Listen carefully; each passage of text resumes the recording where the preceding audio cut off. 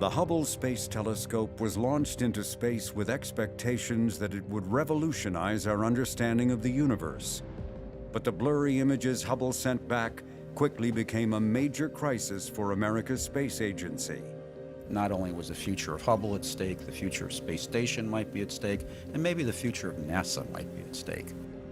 To fix Hubble's eyesight, NASA's Jet Propulsion Laboratory proposed an ingenious solution that, if it worked, offered the hope of turning a national embarrassment into a national source of pride. And at the same time, JPL was contending with serious troubles of its own. 3 of its spacecraft were about to declare emergencies, and not all of them would survive. The confusion was just overwhelming. Everybody snapped into battle mode. To the rescue, JPL and the beginnings of the space age. Next.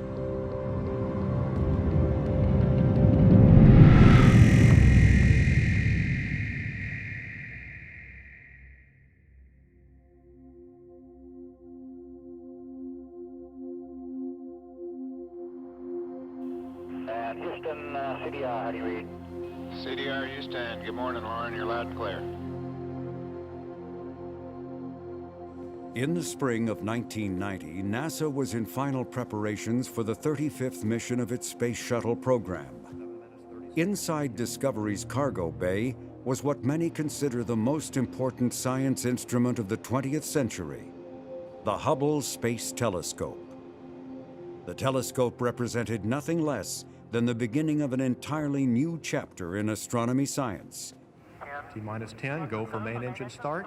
We are go for main engine start. 6, 5, 4, 3, 2, 1, and Space Shuttle Discovery with the Hubble Space Telescope, our window on the universe.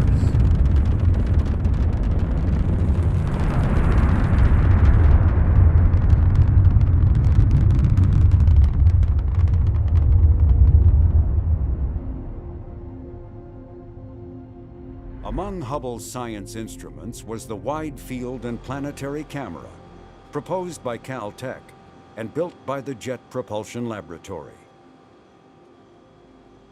Wide Field stood for the camera's ability to capture broad swaths of the night sky. The camera was also designed to be able to switch its focus over to planets inside our solar system.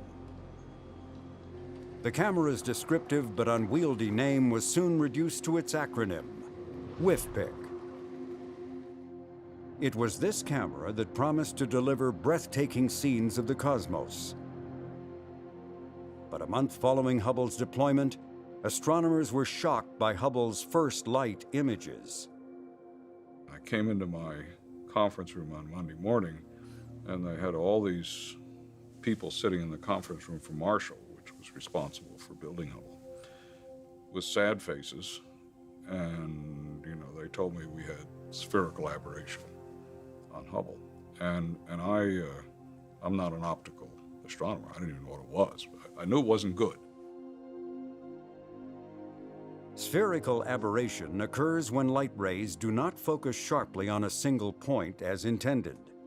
The result is a blurry image, and in the case of Hubble, a public relations disaster.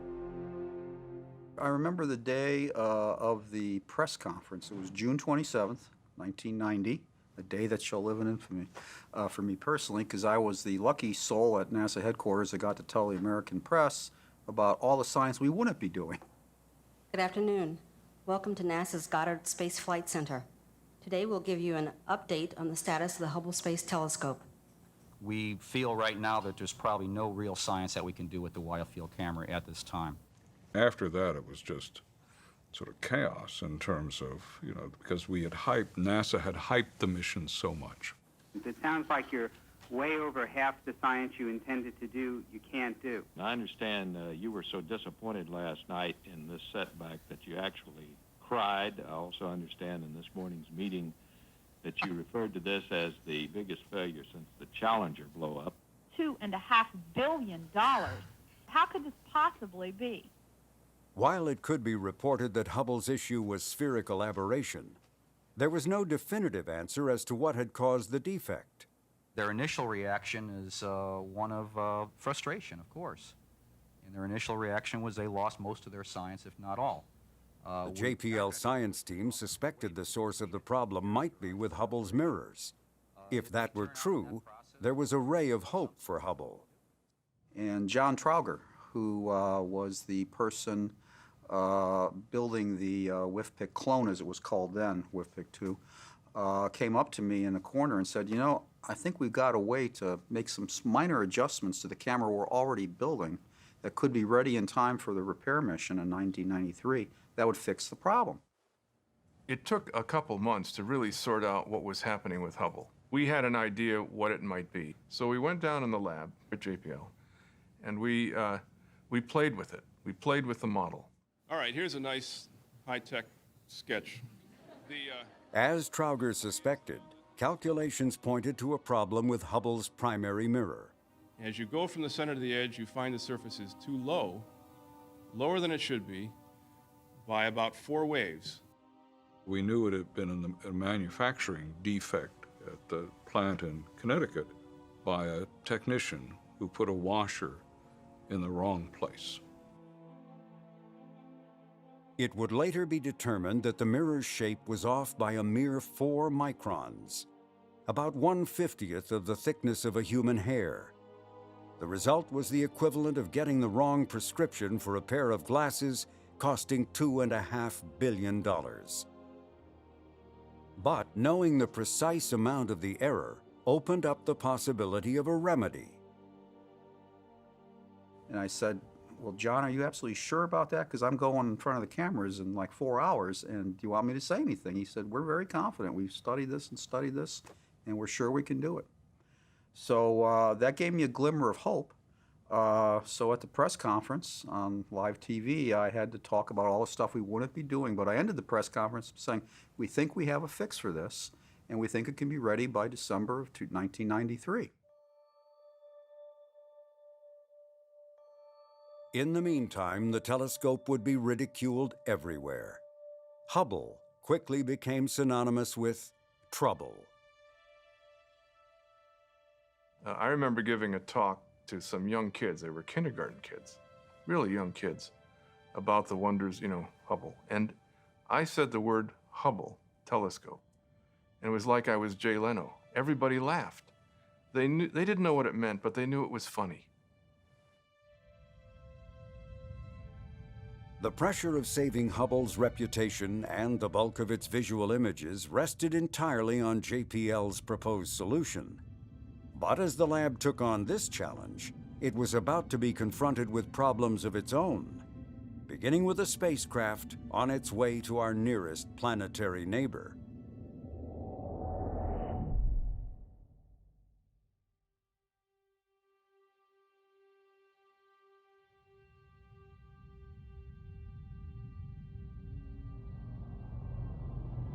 Long before Hubble, JPL was exploring the planets in our solar system, beginning with Mariner 2's flyby of Venus in 1962.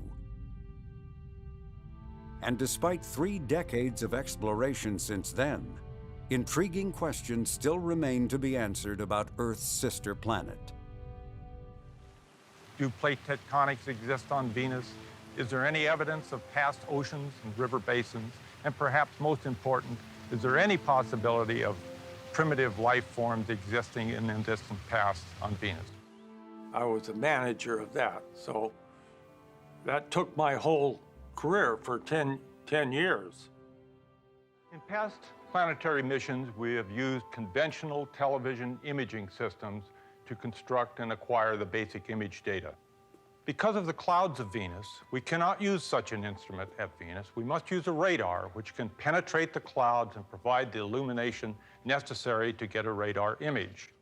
It was a multi-purpose mission, complex, expensive.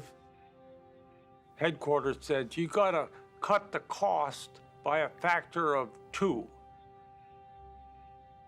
And we essentially started from scratch. At today's meeting, I would like to go over the advantages and disadvantages of the 2 types of flight paths to Venus. To save the mission, All of the science instruments except radar were eliminated. Then the spacecraft itself was reimagined as a patchwork of leftover parts, all to be cobbled together by an industrial contractor in hopes of further reducing costs. The components came from the Galileo mission to Jupiter, Mariner 9 that had traveled to Mars, and the Ulysses spacecraft sent out to observe the Sun. Parts also came from Voyager, including a test model of its main antenna, which had to be brought back from the National Air and Space Museum. Officially, the spacecraft was called Magellan. Some engineers nicknamed it Salvage 1. But this spare part strategy ended up being more expensive than hoped. Then the loss of the Challenger shuttle caused major delays, adding to Magellan's price tag. So we had to descope the mission again. We had to take out all the redundancy in the spacecraft, so it was a single string, and on and on and on, lots of things. By the time of Magellan's launch in 1989, the budget had nearly doubled to $500 million.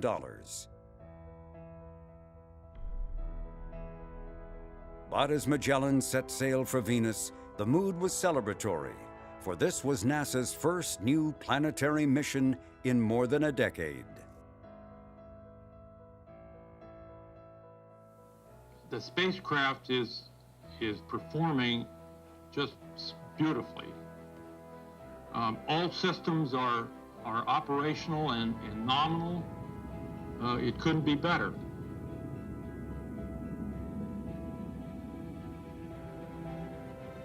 Mr. Graffiti, can you give us an idea of the mood in the Mission Control Center after the Magellan and the IUS separated? It was described to me a few minutes ago as ecstatic. Copy that. Tell the IUS guys they did a great job. We have virtually 0 rates from the beginning. We're on our way to Venus. 8 pulses? 8 pulses. 8 pulses on the thrusters. I love it. I love it. I love it. What a beauty. What a beauty. So that was a highlight, because that was my job.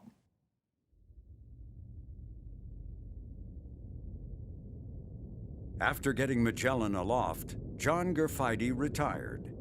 The job of project manager was handed over to Tony Spear, a JPL veteran well-versed in radar. Good morning, and thank you for coming.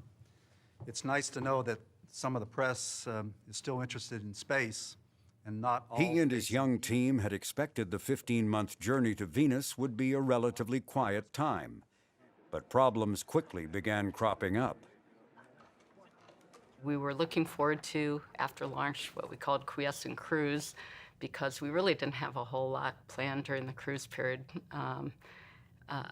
But unfortunately, we started having problems, and there were a lot of problems during cruise. Magellan was bombarded by 3 major solar flares. The spacecraft was also suffering from overheating, a serious concern given how close to the sun Magellan had to fly. And the star scanner, vital to determining Magellan's position, kept picking up disorienting glints of light. The reason turned out to be minute debris shedding off the side of the spacecraft. These and other problems were overcome, and as the day of orbit insertion approached, all was going smoothly, and that gave Spear an uneasy feeling.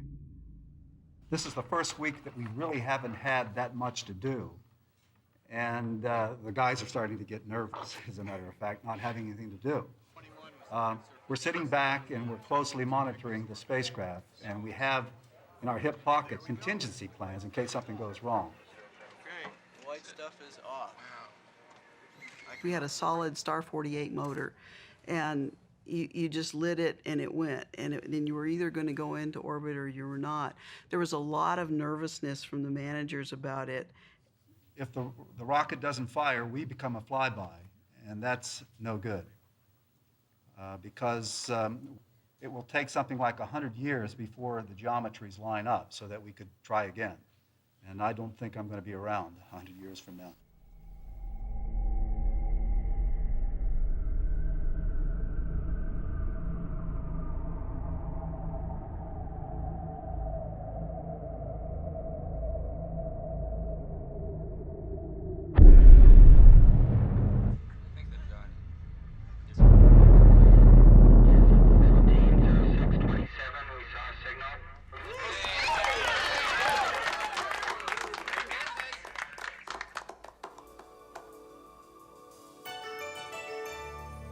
Morning.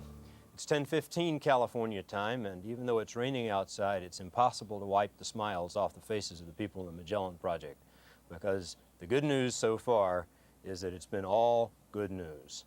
We have successfully gotten ourselves into orbit around the planet Venus. We have successfully discarded the spent solid rocket motor casing, and we're now prepared for a successful in-orbit checkout and on our way to a successful mapping. And from the way things look, nothing will get in the way. It didn't last very long. 1 week after orbit insertion, Magellan, without warning, went silent. I mean, maybe this was because it was a low-cost mission. I don't know, but Magellan had its share of problems. I was on duty as the telecom engineer at the time. The spacecraft the computer just stopped functioning. We did everything we knew how to do. We called out frequencies, we looked for it. It was incredibly frightening. I'll make a brief statement, and then we'll open for questions. The next morning, a hastily organized press conference was convened to share what little was known. I was out in the lobby watching the press conference, and I got a phone call from the guy we call the ace in Building 230, who's sort of in charge of real-time operations, and that said, we have a signal. We're not sure it's Magellan, but we think it is. So I wrote down on a piece of paper, and in the middle of one of Tony's long stories that he was telling the press, I ran up to the stage, and so I said, I've just received a message, and of course Tony had, more than a little bit of entertainer knack too, and so he played the game, and so we developed a little bit of excitement there. And if we can bring, okay, Steve, you have something more to say? Well, John's going to come over as soon as he's seen enough telemetry to tell more, but it is Magellan. It is Magellan. Both TWTs are off. Now, this wasn't rehearsed, by the way, okay? We're just trying to scare him. However disorganized a briefing, no one could fault the Magellan team for not sharing all that they knew as soon as they knew it. The good news was that the spacecraft was alive. The bad news was that Magellan would continue off and on with petulant bouts of silence caused by an unknown software glitch. The faults came one right after another, and you could barely get over the last one or recover from the last one when the next one happened. It got particularly scary, which I think it was about the fault number 4 was when the first walkabout happened. And we used that term to describe the spacecraft basically just turning away and deciding not to talk to us anymore. So it just went off and did its own thing. We had no idea where it was pointed, what it was doing, and it was terrifying. It took us months to figure it out. Again, at this time, the spacecraft is healthy and is waiting for further contact and instructions from the Earth. It was a real complication, a bug in the program. It was in an endless loop, and the spacecraft was just floating away. Just floating away.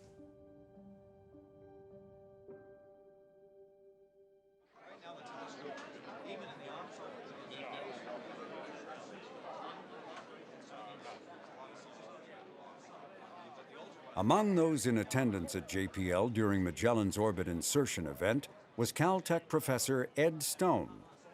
Stone was highly respected for the job he had done as the chief scientist for Voyager.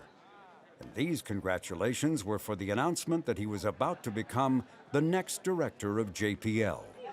What can you say? We're in business, right? It's in orbit, so I think it's the first of a series of events we've got coming up now the rest of this year, which are getting us started on the 90s. We have a real decade of exploration ahead of us. Stone signed up for the job believing a bright future was just ahead. He soon would be surprised to learn that the outlook was not nearly as rosy as he had been told. It was a big shock because I had thought that the opportunity was to fill this funding wedge with a lot of new, wonderful missions. And in fact, the challenge was to take no funding wedge and create, even so, new opportunities for science. And so it's a totally different job than I imagined I would have.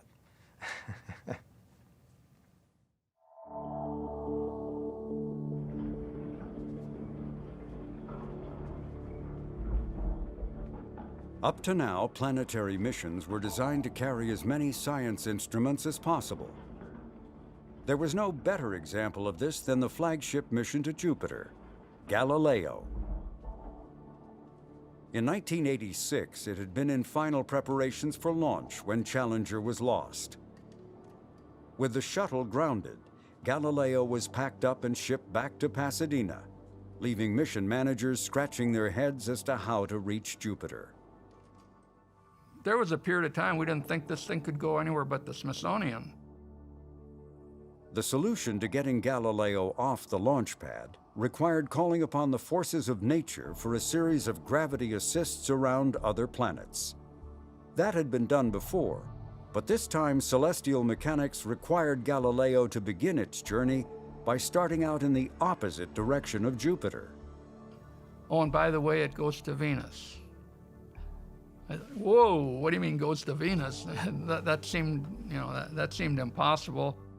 And so what we've had to do is we've had to do this retro maneuver at Earth to go to Venus, start off in the wrong direction, use Venus gravity, and then 2 shots past the Earth. So we have a total of 3 planetary gravity assists. Our preference, of course, would be to go direct. But the reason we're doing this is to get to Jupiter. It's the only way we have to get to Jupiter now.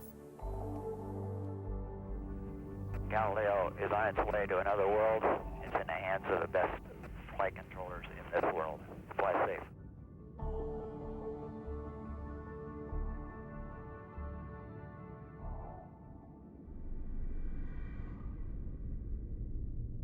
Unlike Magellan, the journey to Venus was relatively uneventful for Galileo.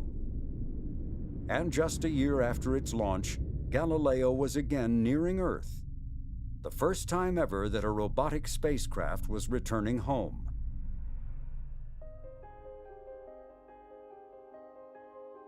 This was an opportunity to conduct measurements of our own planet and to give serious consideration to a whimsical question. Imagine Galileo is a spacecraft from somewhere else in space, and it's making this extremely quick pass by the Earth, all instruments recording. What about the Earth would it detect, and what fraction of that would be what we consider important about the Earth?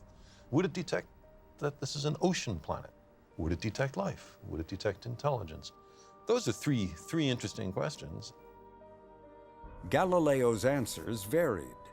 Water was clearly abundant, and there were strong hints of biology to be seen. As for a technologically advanced civilization, there were no visible signs.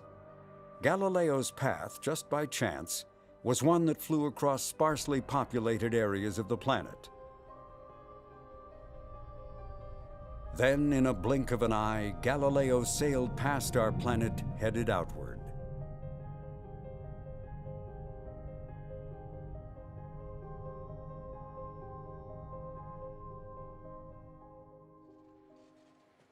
Now, for the first time at a safe distance from the sun, Galileo could open up its delicate antenna and begin transmitting science observations at a higher data rate.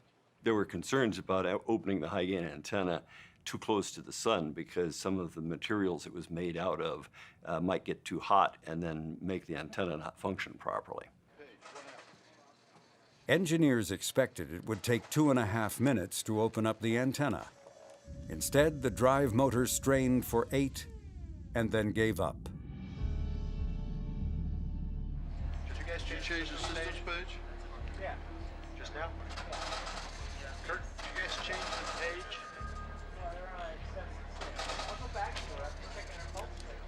We didn't take a lot of analysis. We all knew something very bad was going on at that point. It wasn't a complicated problem. The thing had not opened up.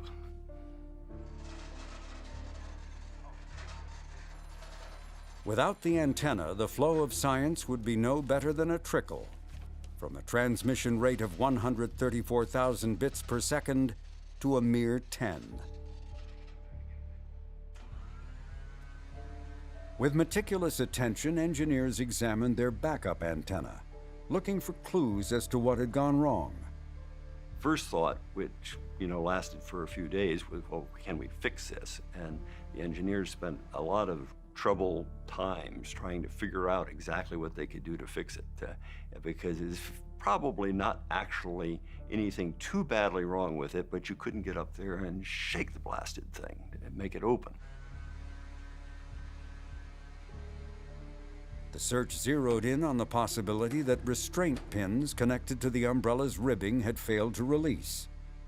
As to why they were stuck in a rut, there were a number of theories. Had the bumpy road trips back and forth between California and Florida caused a misalignment? Had lubricant surrounding the pins dried out over 4 years of storage?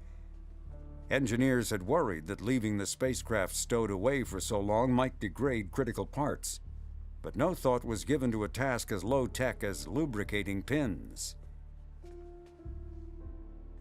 Most of the solutions they were working on had to do with things like heating it up, cooling it off, or shaking it. It turns out we make our spacecraft so they're not very easy to shake. You don't want these vibrations. We began realizing that there was probably a reasonable probability the antenna might never open.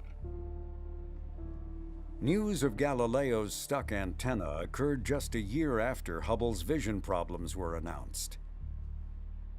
Next came word from Washington of budget cuts. All of NASA, it appeared, was in danger of going bust.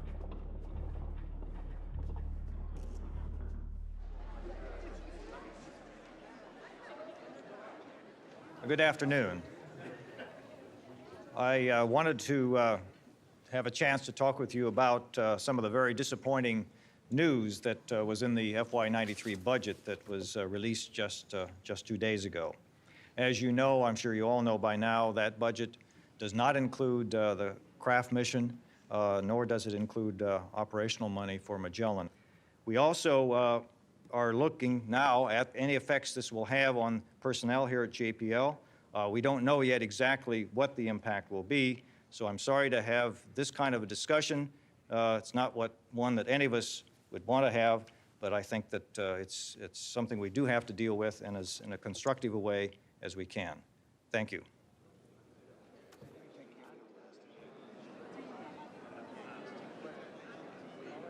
And there was more change in the air. Within weeks came the announcement of a new administrator for NASA, and Dan Golden made no secret that he intended to shake up an agency he believed was over-promising and under-delivering. Planetary missions can take a decade to plan, another decade to build, and another decade to get to the destination, and God knows who's going to be around to collect the data by the time that ends. How can we do everything better, faster, cheaper? We need to stretch ourselves and be bold and take risks. And yes, it's safe to take risks at NASA once again. We cannot play it safe. We've got to be bold, and when we're bold, we'll have unbelievable results. NASA Administrator Dan Golden would soon have another example to buttress his dislike for large and expensive spacecraft. But Mars Observer would also be a lesson in the pitfalls of embracing bold new approaches. I inherited a lot of things with Mars Observer, and At the time, I thought they were kind of bad ideas, but I was stuck with them, and then in retrospect, they turned out to be really bad ideas. Liftoff of the Titan III rocket with the Mars Observer and America's return to the Red Planet.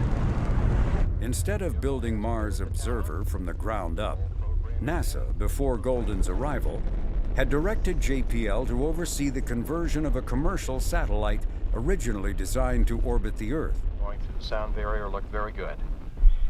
So the idea was there are pretty much routine processes now for building spacecraft for the Earth. And why don't we pull a spacecraft off, modify it only slightly, and send it to Mars? And we'll put our instruments on board, we'll compete for the best instruments, and we'll fly them, and it'll be cheap. Both solids look good. Data coming in here to the Mission Director Center shows we have a nominal flight.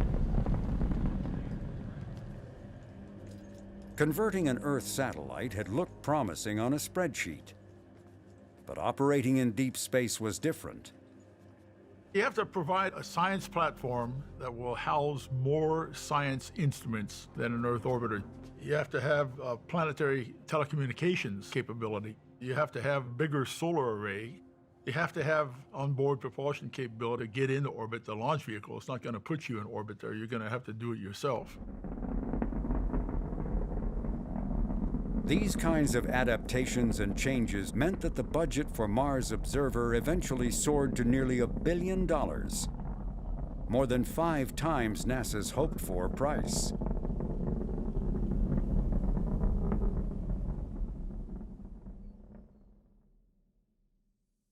Hi, it's December 19th, and it's 6 o'clock p.m., and I'm going to the lab on a spacecraft emergency. The spacecraft lost inertial reference. Steve Collins was one of the youngest members of the Mars Observer team. And we're going to go into the lab and try and see what's going on. From the time of the launch, he had set out to make a video of this, his first mission. My father was a cinematographer and did a lot of documentary filmmaking, and I, grew up going on documentary film shoots. Well, here it is. Spaceflight Operations Facility. Sometime in the middle of the night. A couple people here on Topex. But it's looking pretty dark. I remember specifically associated with Mars Observer, him saying, it doesn't matter the quality of the footage if you're there when something big happens. Charles. Yo. Oh, joy. Good evening. Collins' videos are a rare and candid record of the behind-the-scenes work of a small, close-knit group of engineers. Just doing the slow. They were responsible for Mars Observer's attitude control system, which, put simply, meant keeping the spacecraft pointed in the right direction. Right. All right. Nice, good A&S signature. People were very tolerant of it. They got used to me having a video camera. And for Mars Observer, they decided to bring all the computers and things that they would normally put in the control room and put them in people's offices. And so you would basically sit in your own office and operate the spacecraft. When you get a... Are we going to be implicated by this? Or, on occasion, to relax with the latest state-of-the-art offerings in space-themed video games. So this is what's really going on up there on the spacecraft, huh? That's right. Is this what's called joysticking the spacecraft around? This is Danger's worst nightmare. That's right. Oh, no, it's putting us into contingency mode.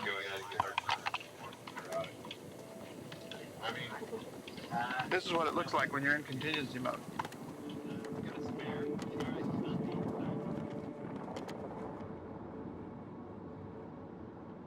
But as Mars neared, the fun and games ended.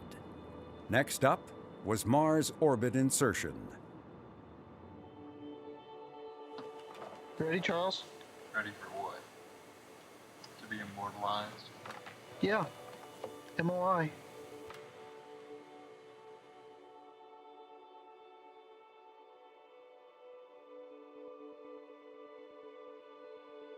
In this picture, Mars has the clearest atmosphere that any mission to Mars has ever seen.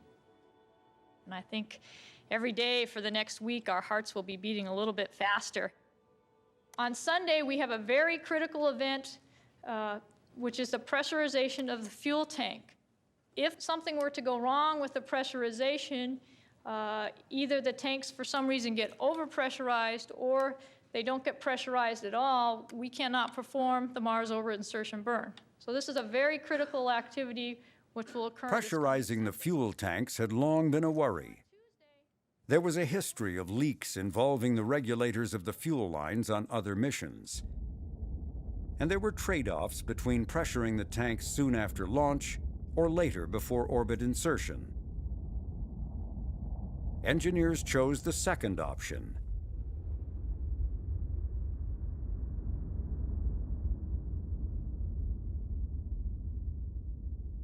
The critical decision was that we would do this pressurization of the tanks in the blind, and we wouldn't have telemetry going at the time that we did the tank pressurization. We opened these valves.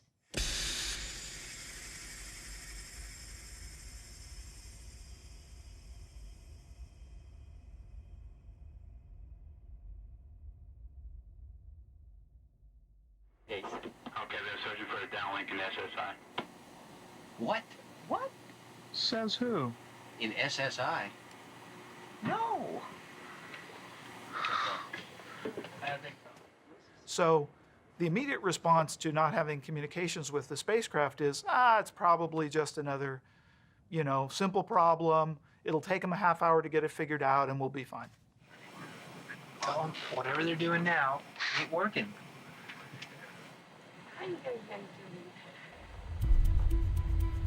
I'd like you to clarify a statement you made earlier.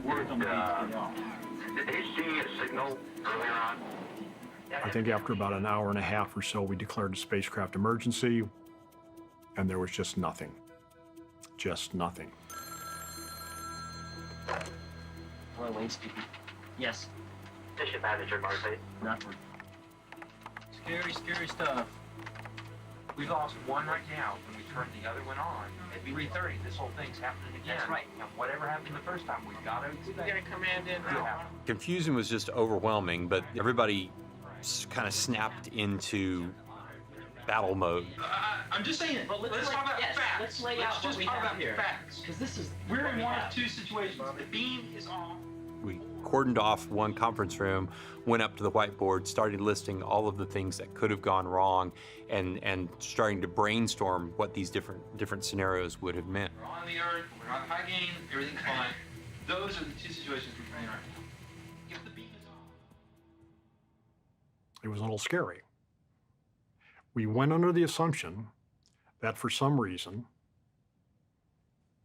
because the spacecraft had operated so well during cruise, that maybe there was some glitch in the sequence or some glitch in the command processing equipment that prevented the transmitter from turning back on. Spacecraft's probably working just fine. It's just not talking to us. Until after, and if we happen to be in safe mode, we've lost 6.5 hours. Is that significant?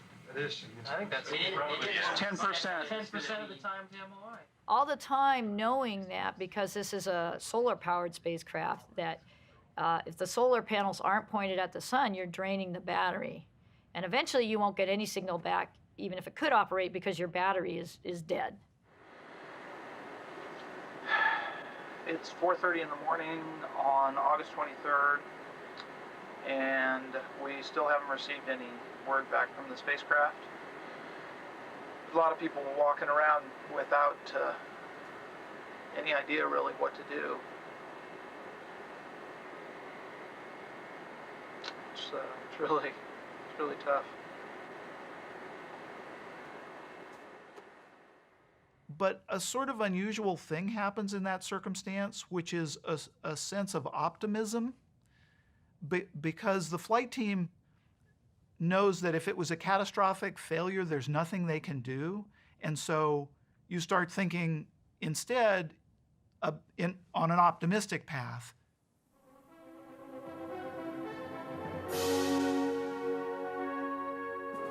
Not willing to believe the worst and hoping for the best, JPL's plans to provide live TV coverage of the orbit insertion event went ahead. We have had a problem over the weekend, what we believe to be a communications failure, in which Mars Observer has not been downlinking or radio transmitting information to us. And this is Charles Wetzel, who we're going to talk to about what we're going to see with the signal. Hi, Charles. Hi, Steve. I was the on-console guy who could be interviewed. And so I had all of the telemetry displays up on the workstation, and I had sort of been picked as the operations guy that would be, interviewed back and forth as the day was going on and show, what telemetry we were getting or we would have been getting and how the systems were, behaving, which we weren't at the time. But it was definitely a very awkward type of interview. Okay, specifically, you have a graph there which will show us what happens when we actually get signal back, right? That's correct. There's no data on this window yet. We're hoping that for the first time since Saturday, we'll lock up on a radio signal, and that'll show the signal level here in this window right now. Mr. Manager, go ahead. Okay, we've come up negative on our search for a signal. Two-way, one-way, channel 16 and channel 20. I guess it's time for plan B. Okay, copy. DSN will continue to search. Copy. Charles, we're going to stay with you, and the minute that you hear anything, feel free to break in on what we're saying, okay? But certainly thank you for your attention. Keep your eyes peeled. Okay, thanks a lot, Steve. Thanks. The idea was that it wasn't lost, that it had automatically gone into orbit, and that what we needed to do was to keep sending commands to it so that it would behave properly and begin to send back the information. So it just was so protracted that the pain just continued and continued. Who was the famous pilot, Chuck Yeager? I feel like the Chuck Yeager, the slow Tennessee accent. Well, there goes plan A, there goes plan B. Okay, plan C. Arm and go to contingency mode. Whose idea was it to pressurize 3 days before MRI?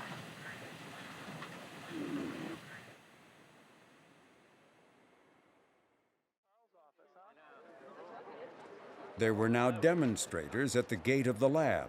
Inspired by this image from the previous mission to Mars, they were convinced that Mars Observer's silence was part of a government cover-up to hide from the public knowledge of an ancient Martian civilization. There were people standing on the corner of the entrance to JPL with signs saying Mars Observer is a cover-up. To have to drive past those protesters into work was like adding insult to injury.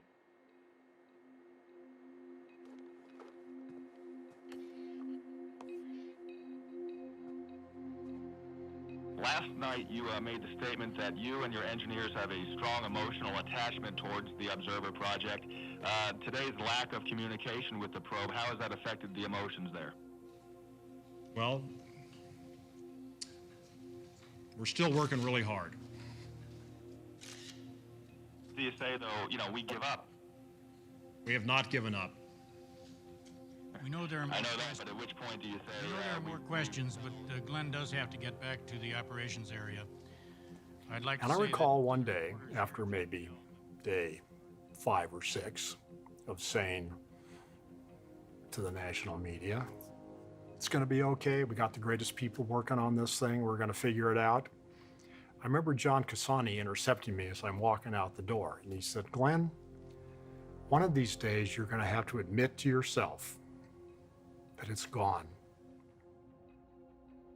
We've experienced a great disappointment this week with the loss of communications from Mars Observer. The laboratory hasn't had a total loss of a spacecraft in 22 years. We have confronted difficulties with other spacecraft, Galileo's antenna, Magellan's transmitter, Voyager 2's faulty command receiver and jam scan platform, but the ingenuity of JPL engineers has always allowed us to recover a scientifically valuable mission. That record of success has made the sending of complex machines across the solar system seem easy and less risky than it really is.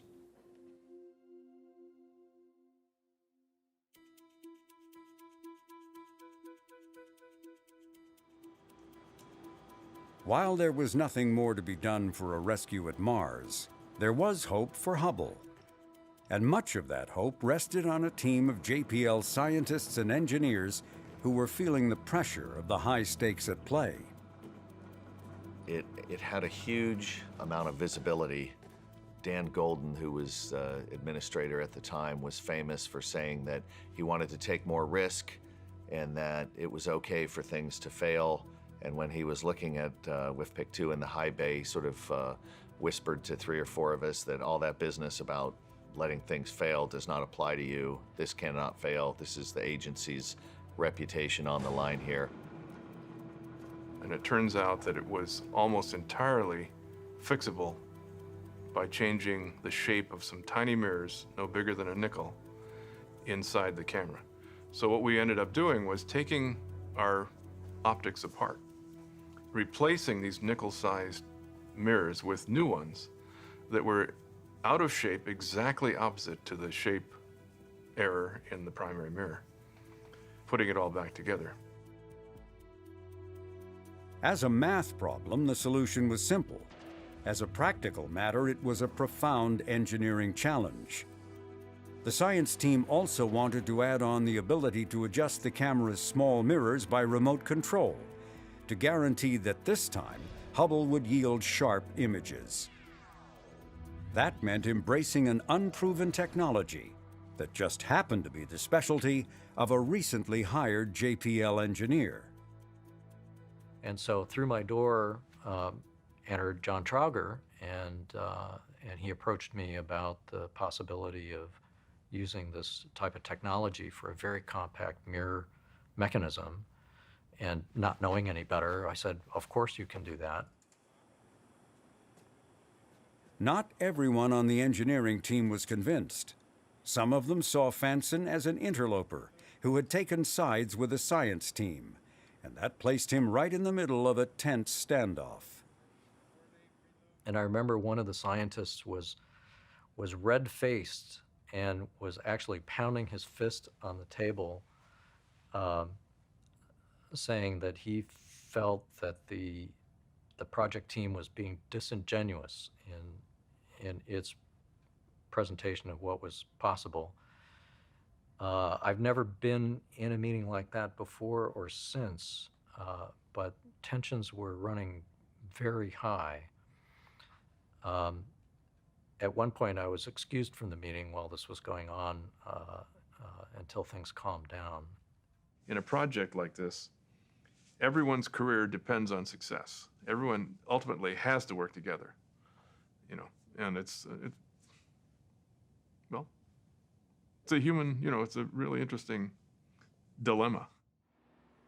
This being my first flight delivery assignment at JPL, I had the advantage of ignorance. So I hadn't been I wasn't experienced enough to know that what I was setting out to do should not be possible to do on the time frame that we were doing it. And we just worked enormous hours. There were many nights of sleeping on a cot, not knowing whether it was daylight or dark outside. It was a maximum effort. One vivid example of a maximum effort was finding a solution to cleaning WFPIC's mirrors with liquids without damaging other parts of the camera. And so it occurred to me that if we could find a really large size condom, we could roll the condom up over the housing up against the outer edge of the mirror and seal around the mirror, and then you could wash the front surface. To Fanson's surprise, the manufacturer refused to endorse its products for any use other than for what it was originally intended. In desperate straits, Fanson's next stop was the emergency room. So here I am in the supply room, in the emergency room, and came across a particular type of surgeon's glove that had just about the right size, a latex surgeon's glove that we could roll up over the housing and seal around the outer edge of the mirror so that Acton could do the cleaning of the mirror surface and do the coating. So it's just we had to tackle these problems. This is what engineers do, right? You have to figure out a way to tackle the problem that's in your path.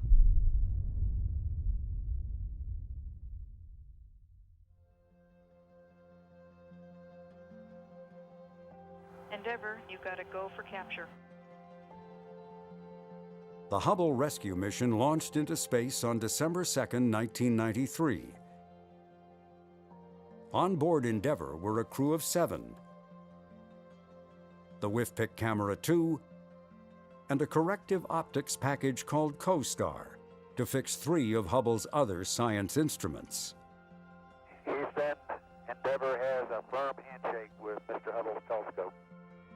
Rescuing Hubble would require 11 days in orbit and a record-setting 5 spacewalks.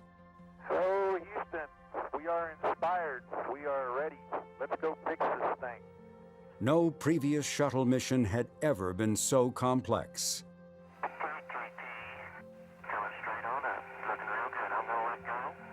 The astronauts had practiced moving our camera around.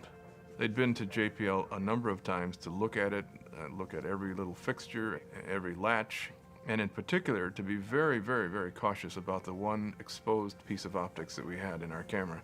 Extremely vulnerable. If you bumped into it, it would end our mission. Going nice and easy. Looks beautiful. And Houston copies. Good news. I would say the most surprising thing about this experience was that there were no surprises. Everything went just about exactly the way we thought it would. You can do things in zero-G that people would never dream of, right? Yes, sir.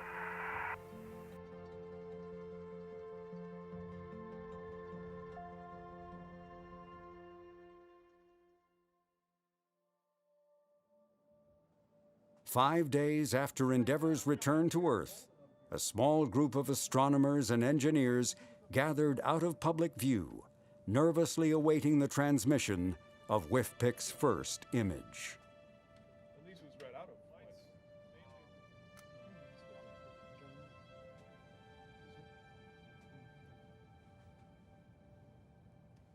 Hey! Right there! Oh! Did it! Wait. Oh. No, go. Yeah, let's get bring it up. And what we saw was a bright star that was well corrected. We knew immediately that we had done it. Oh! This is the first image of Cheers. Cheers. We'd done everything that we thought we had to do to prove, to ourselves that it was going to work. But there's no substitute for seeing that it actually did work.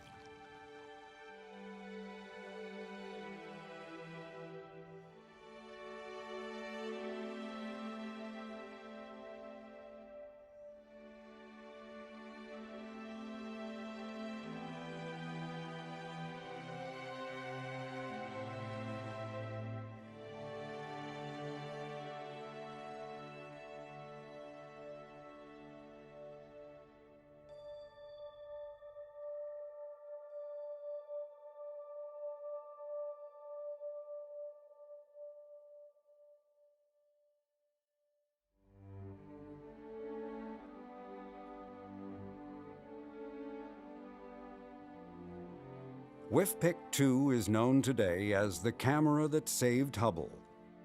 It operated for more than 15 years before being replaced by a third-generation camera in 2009. But rather than being tossed aside, astronauts brought WIFPIC 2 home. A nationwide victory lap included a celebratory stop at JPL, the place of its creation. It is now on display at the National Air and Space Museum. As WIFPIC 2 was taking its first images, Galileo was a year away from Jupiter, its stuck antenna permanently frozen in place. But ingenious JPL engineers would find ways around the problem. A bounty of science discoveries was just ahead for Galileo.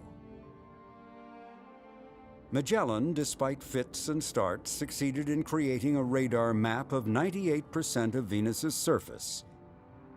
As the mission was ending, controllers commanded the spacecraft to plunge into the planet to gain knowledge about its atmosphere. Mars Observer was never heard from again. The most likely cause of the loss was a rupture of a fuel line during pressurization of the propulsion system, causing an explosion and sending the spacecraft into a catastrophic spin. Whether the doomed spacecraft went into orbit around Mars or flew past the planet and now circles the Sun, no one knows. And Mars would become the testing ground to see if the space agency could actually create missions that were faster, better, and cheaper. The answer would not come easily, and for JPL especially, there would be a heavy price to pay.